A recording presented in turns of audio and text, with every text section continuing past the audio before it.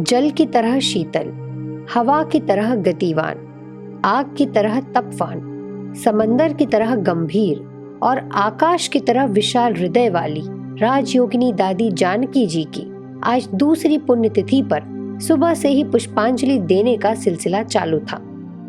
देश विदेश से आए संस्था के सभी वरिष्ठ सदस्यों ने शक्ति स्तंभ पर एक एक करके अपने श्रद्धा सुमन अर्पित किए। ऐसे ही देश भर के सेवा केंद्रों पर भी दादी जी की पुण्यतिथि मनाई गई। आइए देखिए उसकी झलकियां।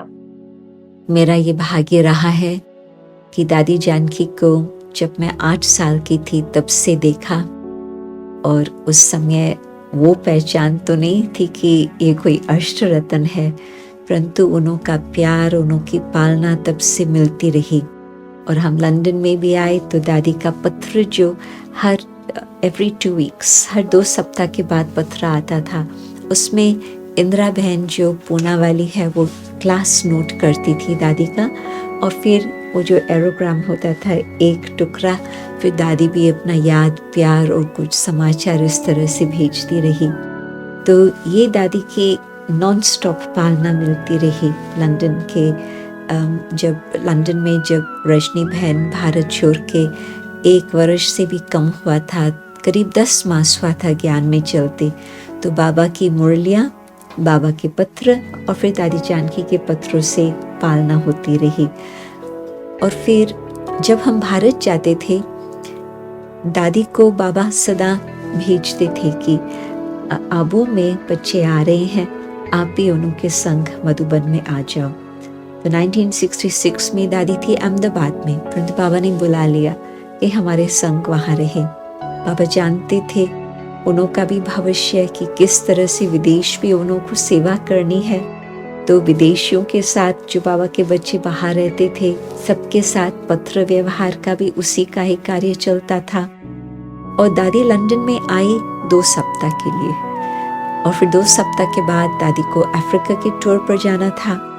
परंतु वो जो थोड़े दिन में दादी की इतनी अच्छी सेवाएं हुई, जो फिर दादी जब अफ्रीका में टूर पर गई रमेश भाई, उषा बहन के साथ, जब वापस लौटे तो देखा कि जो दादी ने पालना दी थी वो आत्माएं अभी तक जिंदा है और ज्ञान में चल रही हैं, और विदेशी उसमें से आ गए थे।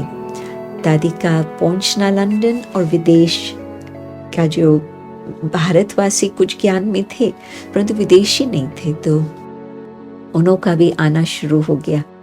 और फिर दादी लंदन में रहते, दादी को यही संकल्प होता था कि भगवान का संदेश कोने कोने में पहुंचे, हर कौम के अंदर, हर धर्म के अंदर बाबा का संदेश देना बहुत ही आवश्यक है। तो सवेरे अमृत वेले के बाद दादी बैठ कर के अपने स्वप्न बताती थी, अपनी ड्रीम्स बताती थी कि बाबा किस तरह से उनको स्वप्न भी दे रहे हैं, और वो स्वप्न में भी सेवा के संबंध से कुछ न कुछ चलता। तो थोड़े समय के अंदर ही विदेशी ब्राह्मण निकले, पक्के ब्राह्मण हो गए। अप्रैल 74 में दादी का आना, और फर्स्ट विदेश का ग्रुप जिसमें विदेशी भी और भारतवासी भी लंदन से, यूके से भारत में गए, वो दिसंबर 74। और फिर उसके बाद में फिर विदेश के ग्रुप्स तो जाते ही रहे। तो बाबा ने दादी को ये हर आत्मा को किस तरह से उनका नव्स देख करके बाबा का बनाना है, विशेष बाबा ने दादी को ये कला दी हुई थी। और उनका जो विशेष ये भी वरदान मिला हुआ था कि मनन चिंतन करके बाबा की बातें फिर अन्य आत्माओं को सामने देना। उससे भी दादी को तो ये बहुत सुंदर वरदान था। आप तो जानते हैं कितनी क्लासेस दादी के सुने होंगे, परंतु जो विदेश में जो वैसे कोई बात जल्दी नहीं स्वीकार करने वाले हैं, परंतु उनको एक तो बिल्कुल बुद्धि अनुसार दादी ऐसे एक्यूरेट उत्तर देती थी जो वो उस बात को स्वीकार कर सकते थे। और साथ ही साथ दादी के जीवन को देख करके वो सादगी, वो स्वच्छता, वो स्नेह की पालना, उससे वो ब्राह्मण बन गए। और दादी फिर उनके अंदर बिल्कुल मधुबन के लिए अति रिगार्ड, अति स्नेह, वो भी बीज डालती रही, ताकि फिर उन्हों का मधुबन के साथ भी बहुत ही सुंदर संबंध बना रहे।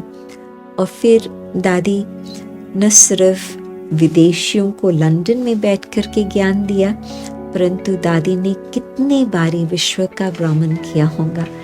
तो जगह जगह पर जाना, जो बाबा ने उसको मस्त फकीर, रमता योगी के टाइटल्स दिए थे, दादी प्रैक्टिकल भारत में भी कोने कोने में भी दादी का जाना हुआ, परंतु साथ ही साथ विदेश में भी दादी का इस तरह से चलता रहा। तो दादी सचमुच विश्व की दादी, सब आत्माओं के दिलों को जीतने वाली दादी, आज भी एंजल रूप में हम सबके साथ विश्व की सेवा पर हाजिर है।